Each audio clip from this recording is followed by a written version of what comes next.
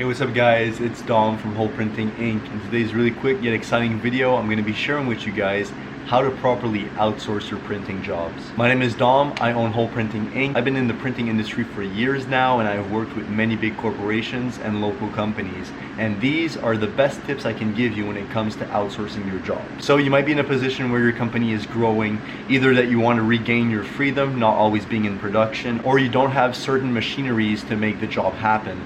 So in this video, we're going to cover some easy tips that you can follow to make sure all of your outsourced jobs turn out amazing, respect the deadlines, and makes your clients happy. The most important thing to take into consideration in this video is fast turnaround time, easy production workflow where you don't have to babysit the outsourcer, costs, and savings. Tip number one, the most important thing by far in this video, you need to choose the right partner. Whether you're working with big corporations when it comes to outsourcing or local individuals, you need to make sure they're consistent and they cover all of your requirements when it comes to outsourcing a job. You need to make sure that you're working with a company that can be flexible to your demands and is a partnership and not simply a client for you. You need to make sure they value you and it's a win-win relationship. You give them jobs and they give you benefits in return. When you start working with your partner and you're seeing that everything's going well, make sure you outline the outsourced job properly. Make sure to go in every single detail. Write out a script, write out a PO, whatever the case may be. Make sure that it's crystal clear what the outsourcer needs to do to get the job done on time, with quality,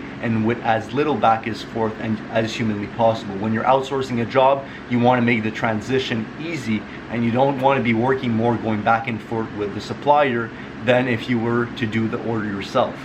And there's also different ways to outsource. You can outsource the job 100%, or you can partially outsource. Let me give you an example. So let's say you're doing 1,000 t-shirts, right? There's 2 or 3 ways of doing this. The first way is that you outsource the job completely. You tell the company, okay, hey, you need to order these shirts in these colorways and these sizes, and you need to print this logo on this side for this many times, and you need to deliver it to the client via drop shipping, for example. Number 2 would be, okay, I'm gonna buy the t-shirts, I'm gonna bring you the t-shirts, and you take care of the printing and I'll take care of the delivery. And another example would be, hey look, I only need to buy DTF transfers. So let's say for example you guys have a big order or a smaller order and you want to maximize your profit margins. You could reach out to us, for example, and say, hey Dom, I have an order for around 25 t-shirts. Would it be possible to print me 25 DTF transfers? I have a heat press at home. I'll be buying the shirts. I'll be taking care of the client. I just need you to print my transfers. So there's many different ways you can outsource. Just make sure you talk about the specifics with the supplier as soon as possible so they can get on the same page as you and break down the cost so you make money and they make money. Everybody wins. Make sure you track your orders. So as you begin to outsource more and more, you'll need to start tracking the orders and making sure you follow up with your suppliers to make sure the deadlines are getting hit, especially if you're outsourcing 100%. You need to make sure your reputation that you've worked so hard to build keeps staying consistent over the years. You want to make the transition seem seamless, and ideally you want to make your customers and your clientele realize that there's no outsourcing going on. It's all in-house, and the more that you focus on creating an internal system to manage all of your outsourced jobs, the clients will not realize that everything's being outsourced as you progress through your printing journey. And I can tell you with confidence, guys, once you start outsourcing, you'll never want to go back.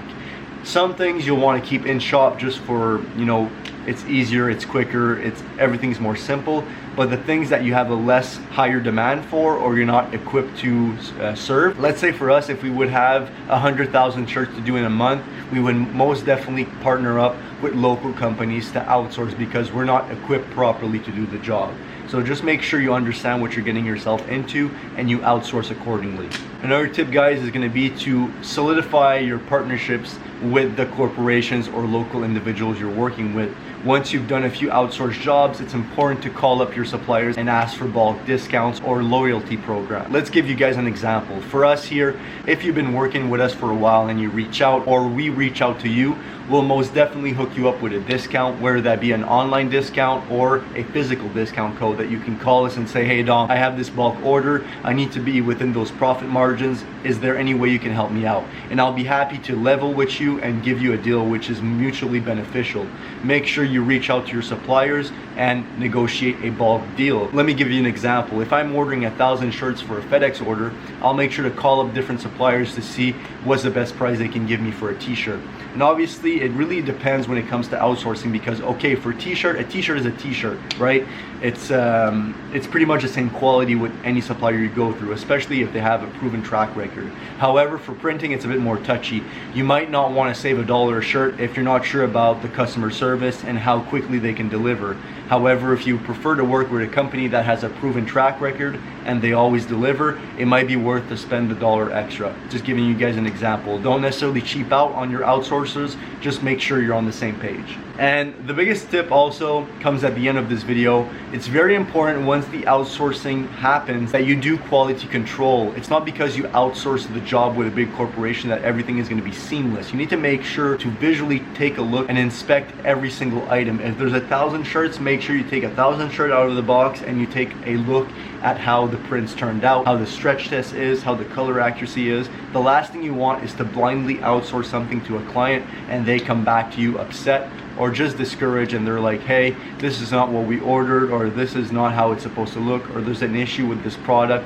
It happened to us a few times where we outsourced a job with a bigger corporation. We shipped it directly to the client, and unfortunately the client reached out back to us and told us, hey, you know, it's not like you guys usually to do this, but there's a big malfunction, there's something structural with the item itself, or there's an issue with the print.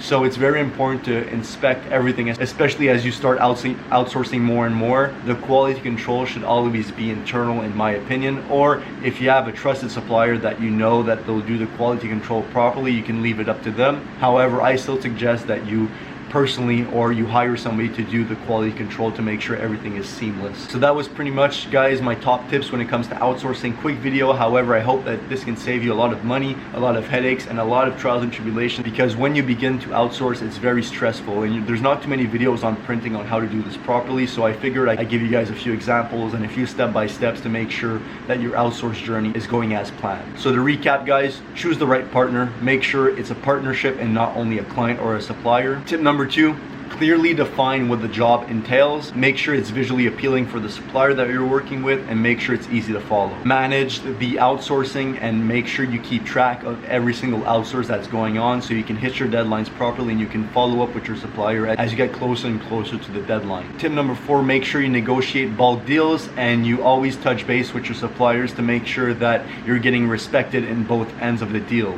If you're paying him well, make sure that the value is there, and if ever there's an imbalance in the value to price, make sure you address it as soon as possible so you guys can move on, or you can find yourself another partner. And the most important tip, in my opinion, is quality control. If you can forget everything in this video and only focus on tip number 5, which is making sure that the product, the end product especially, is as perfect as humanly possible, your outsourcing journey will be amazing. And another bonus for you guys that followed along and made it to the end of this video, make sure that all of your outsourced jobs have a profit margin that is at least 20%. If you're working on something and you're going back and forth and you're taking the risk, make sure you're making at least 20%. On these bigger jobs, it's okay to make only 5 or 6% depending on how much you work on this order and how big the total volume of the order is. So let's say it's I don't know, $5,000 and you're making, like, let's say $250, but you basically did nothing. It's still a win, right? You need to make sure though your profit margins are high enough so you have wiggle room for mistakes, and anything can happen, right? It's printing. So just make sure you have enough wiggle room to outsource. And if the client doesn't agree and they don't want to, I guess, pay what you're worth, search for another client. You want to be in a position where even your base pricing has room to be outsourced, because in that way, if ever equipment breaks down or something bad happens, you have some wiggle room to be able to outsource to bigger suppliers that don't necessarily have that problem of having a lack of equipment internally. So these were my tips. I hope you guys found this video somewhat helpful. If you did, make sure to leave a like, comment down below, and subscribe if you're new. This was Dom from Whole Printing Inc. Make a print you'll never forget.